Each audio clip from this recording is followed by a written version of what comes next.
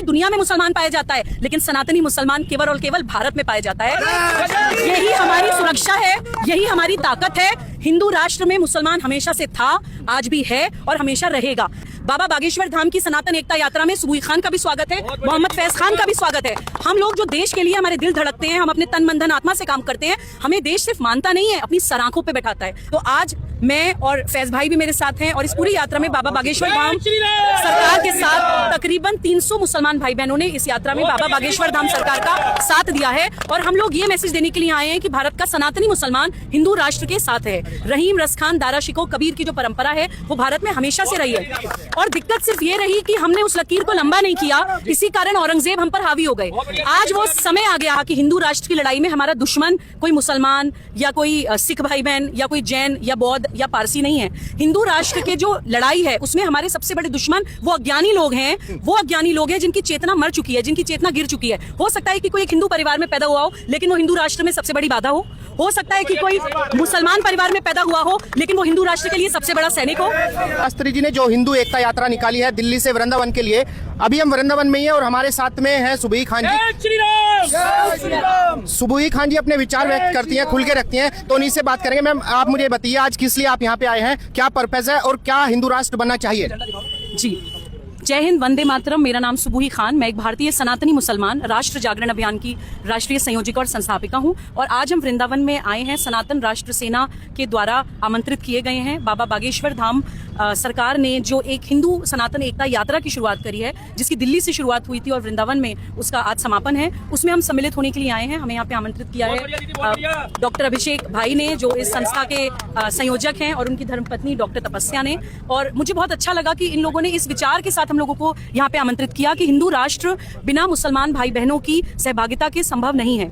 और जो बाबा बागेश्वर धाम की भी यात्रा है, उनका भी ये मानना है कि जो सनातन की विभिन्न परंपराएं हैं, जो समय के साथ अलग अलग हो गई हैं, बट गई हैं, छिन्न भिन्न हो गई हैं, उन सब परंपराओं को, उन सभी पंथों को, संप्रदायों को, जातियों को, फिरकों को साथ आना पड़ेगा एक सनातन राष्ट्र की, हिंदू राष्ट्र की छत्रछाया के अंदर। क्योंकि पूरी दुनिया हमारे ऊपर नजरें गड़ाकर बैठी हुई है। वो लोग एक हो जाते हैं, हम लोग भाषाओं में, जातियों में, क्षेत्र में, संप्रदाय में बट जाते हैं। तो आज मैं और फैज भाई भी मेरे साथ हैं और इस पूरी यात्रा में बाबा बागेश्वर धाम सरकार के साथ तकरीबन 300 मुसलमान भाई बहनों ने इस यात्रा में बाबा बागेश्वर धाम सरकार का साथ दिया है। और हम लोग ये मैसेज देने के लिए आए हैं कि भारत का सनातनी मुसलमान हिंदू राष्ट्र के साथ है। रहीम, रसखान, दारा शिकोह, कबीर की जो परंपरा है वो भारत में हमेशा से रही है। और दिक्कत सिर्फ ये रही कि हमने उस लकीर को लंबा नहीं किया, इसी कारण औरंगजेब हम पर हावी हो गए।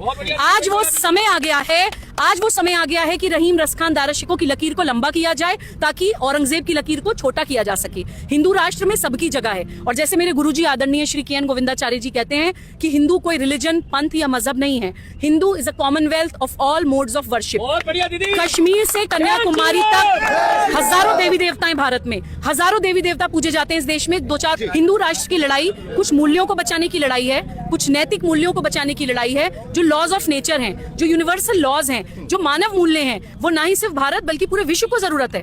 पूरी दुनिया जूझ रही है, लड़ रही है अपने सर्वाइवल के लिए, लोग परेशान हो रहे हैं। तो ये वैल्यू सिस्टम पहले हम समझें, आत्मसात हों, अपने देश को जगाएं और फिर वो रोशनी लेके जब हम पूरी दुनिया में निकलेंगे तभी हम सही मायने में विश्व। लेकिन सुबुई जी, जो विपक्षी नेता हैं, विपक्षी लोग हैं या जो सनातन को नहीं मानते, कह रहे कि भाई देश तो सेकुलर है, तो हिंदू राष्ट्र बनाने की क्या जरूरत पड़ गई, क्यों बनाना चाहते हैं? देखिए, जैसे मैंने हमेशा कहा कि हिंदू राष्ट्र की लड़ाई में हमारा दुश्मन कोई मुसलमान या कोई सिख भाई बहन या कोई जैन या बौद्ध या पारसी नहीं है।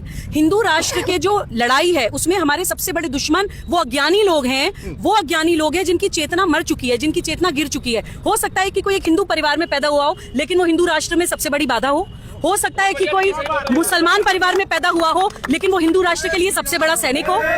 तो हमें ये देखना है कि किसकी चेतना जागृत है और किसकी चेतना मरी हुई है। जिन सेक्युलर और सूडो हिंदुओं की बात आपने करी, जो अपने संस्कृति को, अपने मूल्यों को, अपनी वैल्यूज को भूल गए हैं, कहीं ना कहीं एंटी नेशनल फोर्सेस के हाथों में खेल रहे हैं, उनकी गोद में बैठे हैं अपने निजी हित साधने के लिए, वो सिर्फ 2 कारणों से काम कर रहे हैं। या तो अज्ञानता के कारण कर रहे हैं या फिर डर या लालच के कारण कर रहे हैं, और कोई कारण नहीं है। तो मैं यही कहना चाहती हूँ कि ये लड़ाई किसी की राजनीतिक दल से भी मत जोड़िए।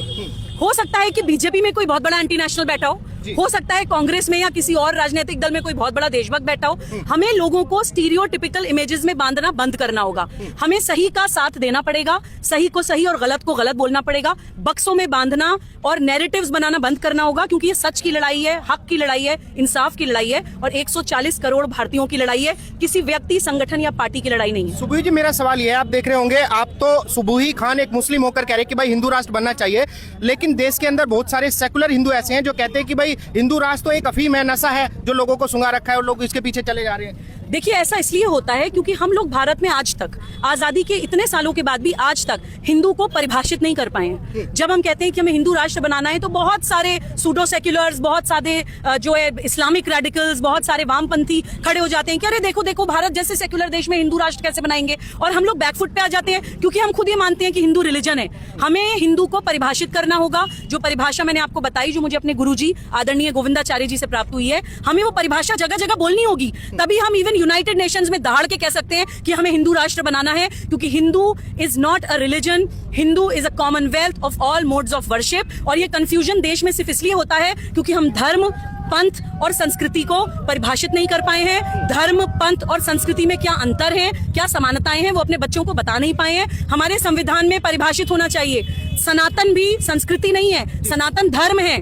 धर्म का क्या मतलब होता है? धर्म का मतलब कोई रिलीजन नहीं होता है। धर्म का मतलब होता है कर्तव्य परायणता, परफॉर्मेंस ऑफ ड्यूटी। जिस परिस्थिति में जो करना चाहिए वो धर्म है। और हमारे सारे जितने भी शास्त्र हैं, आप रामायण, महाभारत, भगवद गीता, पुराण, उपनिषद कुछ भी उठा लीजिए, वो आपको ये नहीं बताते हैं कि आप किस परमात्मा को पूजिए, वो आपको ये नहीं बताते हैं कि आप किस रास्ते से परमात्मा तक पहुंचेंगे। वो आपको सिर्फ ये बताते हैं कि किस परिस्थिति में क्या करना चाहिए, किस सिचुएशन में क्या करना चाहिए। परफॉर्मेंस ऑफ ड्यूटी, राइटियसनेस ही धर्म है। इसलिए उसको सत्य सनातन धर्म कहा जाता है कि सत्य का साथ देना ही धर्म है। इसी कारण हम लोग कहते हैं कि हम सनातनी मुसलमान हैं। हमारा धर्म सनातन है, हमारा पंथ और मजहब इस्लाम है और हमारी संस्कृति हिंदू है।